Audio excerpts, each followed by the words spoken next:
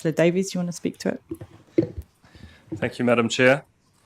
So as the mover of this original motion, I'm pleased to support these recommendations for the Canterbury Regional Council Artificial Intelligence Working Group. It's also really good to have a high-level summary of where we're at with regard to AI within the building. So I thank Giles, Ian and their teams for the report. I believe if we carry these motions today, this is actually, I've written in my speech here, a low-key big day for us. Because from my understanding, we're the first council in New Zealand to have a governance-established AI group. There's projects running through local government at the moment, but it's mostly at an operational level. And I don't really want to get into the specifics of the group. We've had a look at the terms of reference multiple times now. I've had reports on it, notice of motion. So I think I've explained what the purpose and what the objectives are. And again, I refer you to the terms of reference if you need to revise those.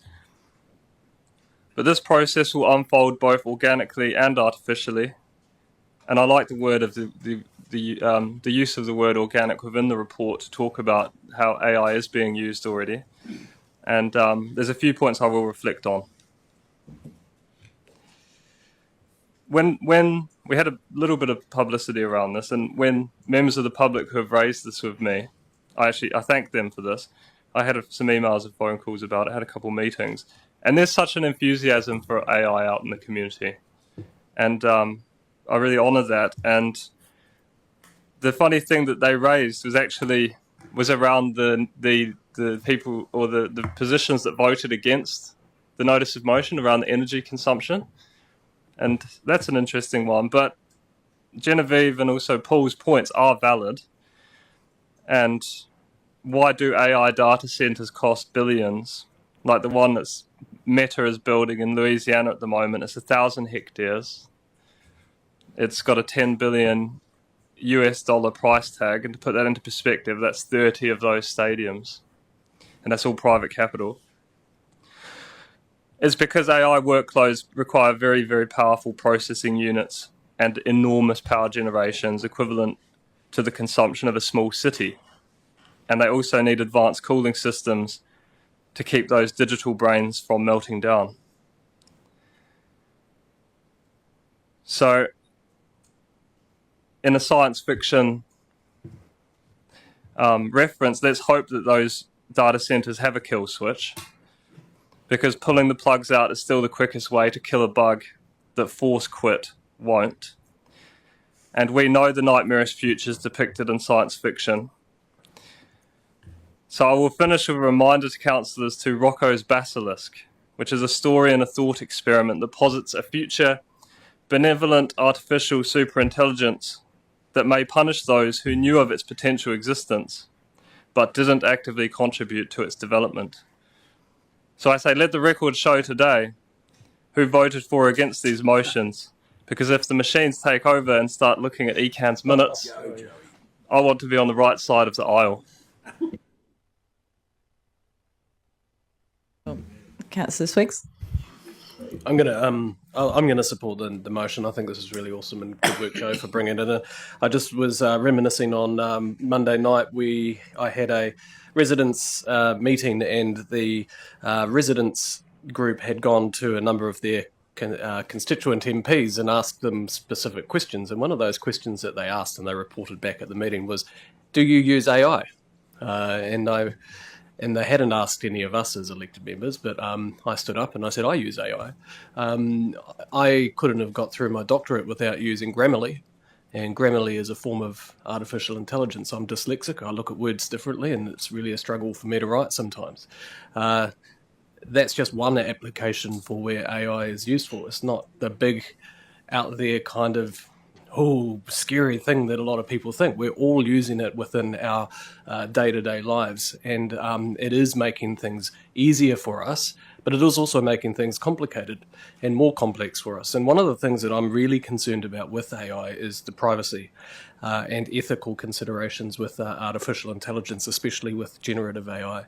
There needs to be careful consideration. So that's one thing that I think and I hope that this AI working group will take a lead on, and not look at the sexy stuff that's out there in the peripherals that everybody's talking about, but the actual practical part about what does your data protection look like? What does the bias and discrimination within artificial intelligence systems look like? What does accountability for AI errors look like?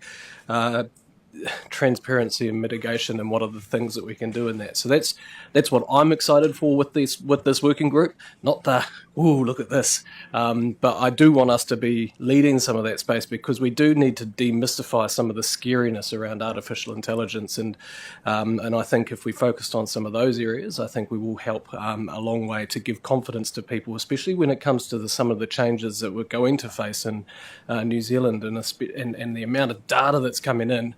We need good ways to organise that data. So yeah, privacy, bias, accountability is my big three things, and good work, Joe, for bringing this to the table. Councillor Karako? Sorry, I should have had you second. Apologies. Kia ora, Madam Chair. Yeah, as the seconder, but that was probably a blessing in disguise, Madam Chair, because we've just heard from the two youngest members of this council. And now you're hearing from, I think, the oldest member. And that's me. Well, maybe I just get pipped by Councillor Mackenzie. But what we've heard here with the previous two speakers, Councillor Davies and also Swiggs, is something that, if you put it into reo, erere huata kapuhia, which actually means make the most of every opportunity. And this is actually about the future. And what better way to do that is to have the future, the succession plans actually speaking on behalf of this motion. What I'm about actually is, and I'm the makeup of the working group, and I think one of the important things here is the fact that, first of all, we're already using it here at council, be it organically. And Councillor Swiggs actually mentioned careful consideration. And I think this is the real important task of the working group, because it's about policies and procedures. And this is the beauty of having a working group that can actually develop these and bring it back to council. But and then there is the arguments about how much power data centres and all that used. But I mean, as we continually go forward with our technology, I'm sure that's going to be mitigated somewhat. So obviously, as the seconder to this motion, I want to congratulate Joe Davies actually for bringing it to council. And I obviously support it as the seconder, and I hope the rest of my colleagues that are going to speak on behalf of this find support in it as well. Kia ora. Councillor Edge? Thanks, Chair. Yes, I'm supporting this too. And in fact, at a Nasala Tasik advisory group meeting on Monday, we were given a bit of an update on where our biosecurity staff are at in terms of the use of Geo IA. And they have a project, I think, underway at the moment in Duntroon, Otamatata, where they're searching for Nasala Tasik, high resolution flyover. That they have other things in their sites as well, in terms of wilding pines, broom, gorse, all of those sorts of biosecurity issues that affect our productive landscape. And they use, obviously, satellite imagery. But and I think the benefit of this going forward in an operational, practical sense is joining up potentially with other groups like LINS and DOC, and having a combined resource in terms of the use of AI information. And in terms of that Duntroon project, the data is flown, and then it's Lincoln Analytics sort of process it and do a bit of a property evaluation for it. So it's going to be a very useful tool and save a huge amount of time, and is a very proactive tool. So hopefully our team, in fact, it would be useful, I think, as one of your introductory sessions to invite our biosecurity team to give a bit of a presentation about what's happening already in Environment Canterbury. Thank you. So, Councillor Burns. Thanks, Chair. I will be supporting this as well. I know you don't want everyone just to sit here and say, I support it too without a reason. I am slightly concerned, though, by the operational framework where the Chair will lead agenda development and will invite external speakers. I hope that is a little more democratic around that steering group. And in the words of Hal, someone has the ability to say, I'm sorry, Joe, I'm afraid I can't allow you to do that.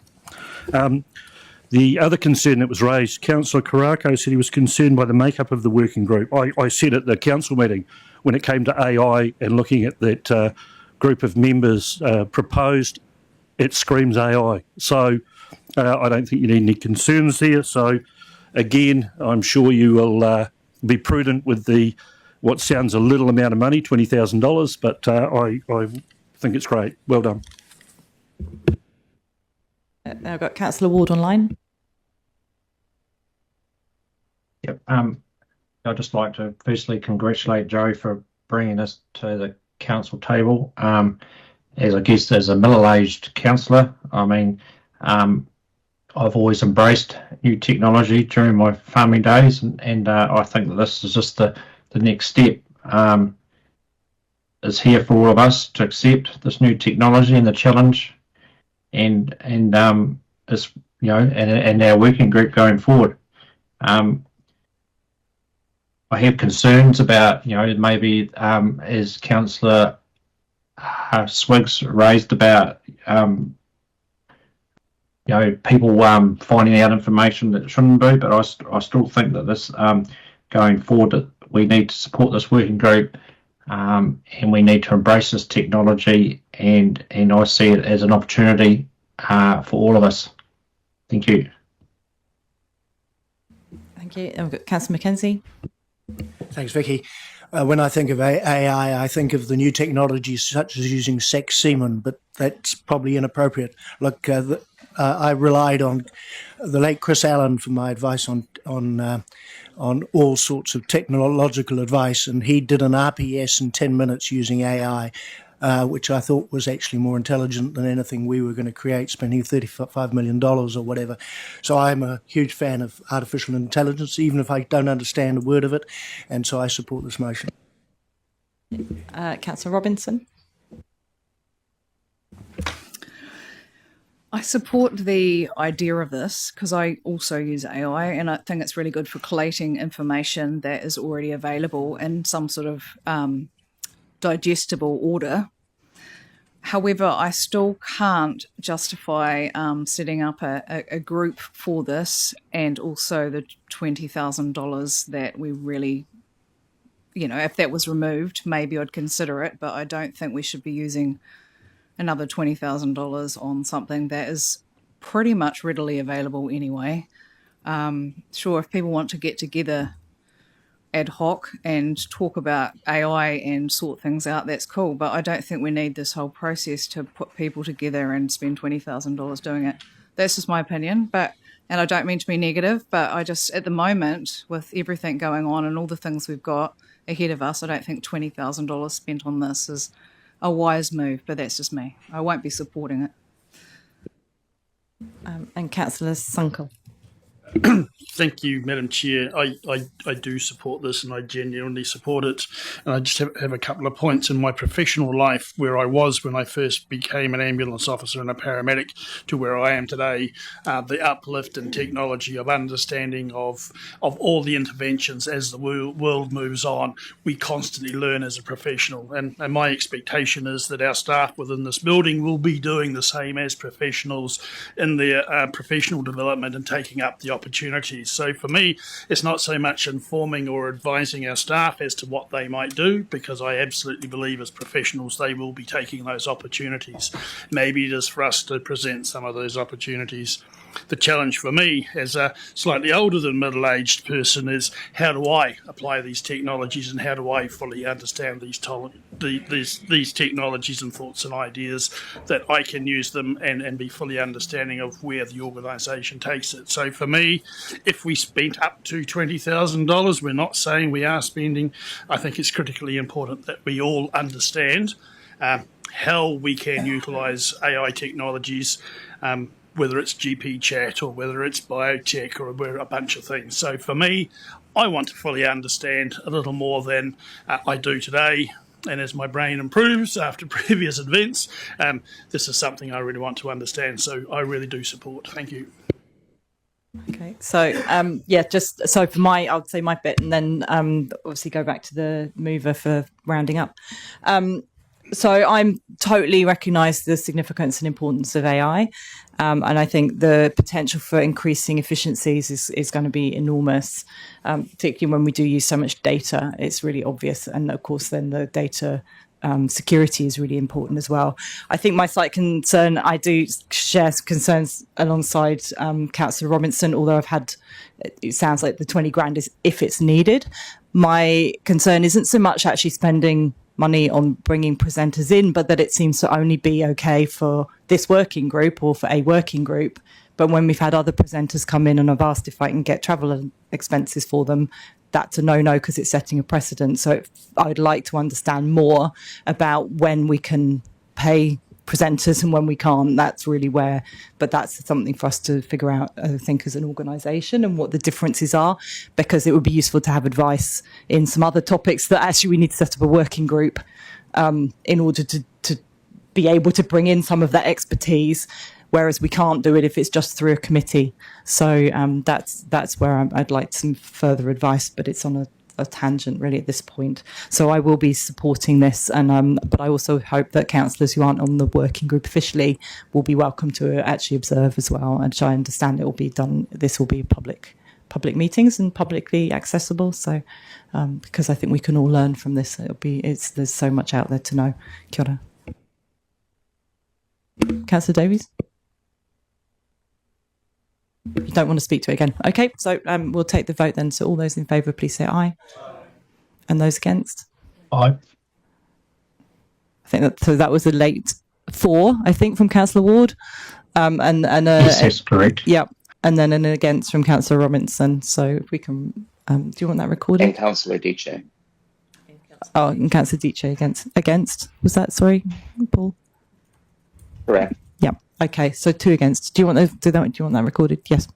Okay, so record that. Thank you. Okay, kia ora. So that's all done. Thank you.